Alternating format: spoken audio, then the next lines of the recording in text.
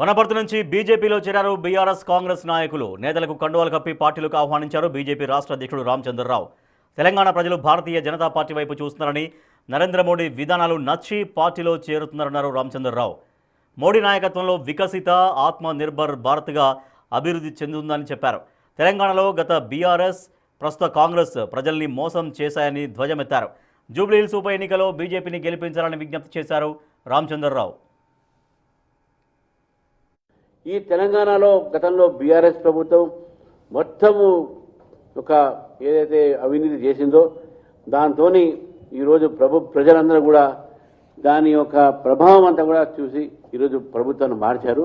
కాంగ్రెస్ ప్రభుత్వం వచ్చింది. మరి కాంగ్రెస్ ప్రభుత్వం చేస్తుంది ఏంది? ఈరోజు కాంగ్రెస్ ప్రభుత్వం కేవలం కాంట్రాక్టర్లకు, కమిషన్లకు మాత్రమే ఈరోజు ఈ ప్రభుత్వం. అవినీతి లేని రోజు లేదు. అది నేనుగా చెప్పేది. వాళ్ళ మంత్రులే ఒకళ్ళ మీద ఒకళ్ళు ఈరోజు ఆరోపణలు చేసుకుంటున్నారు. ఒకరు తుపాకీ తీసి బెదిరిస్తారు, ఇంకోటి రకంగా బెదిరిస్తారు, ఇంకోటి రిజైన్ చేస్తానని బెదిరిస్తారు, ఇంకోటి నువ్వు ఎక్కువ తిన్నావు నాకు తక్కువ వచ్చినా అని చెప్తున్నారు.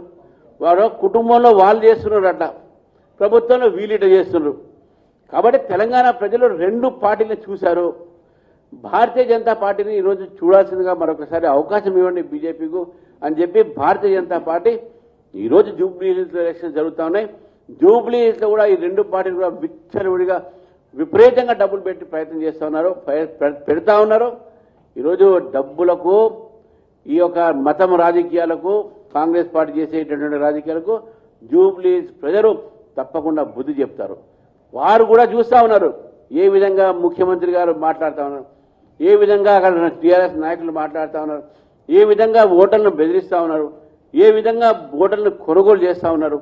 ఇవన్నీ ఈరోజు జూబ్లీస్లో కనబడతా ఉన్నాయి. ఏ విధంగా ఒక మతం ఓట్ల కోసము ఒక మతాన్ని వ్యక్తి తీసుకొచ్చి ఈరోజు మంత్రులు చేస్తూ ఉన్నారు. స్పష్టంగా ఈరోజు ఈ రకమైనటువంటి మత రాజకీయాలు కాంగ్రెస్ పార్టీ చేస్తూ కనబడతా ఉంది.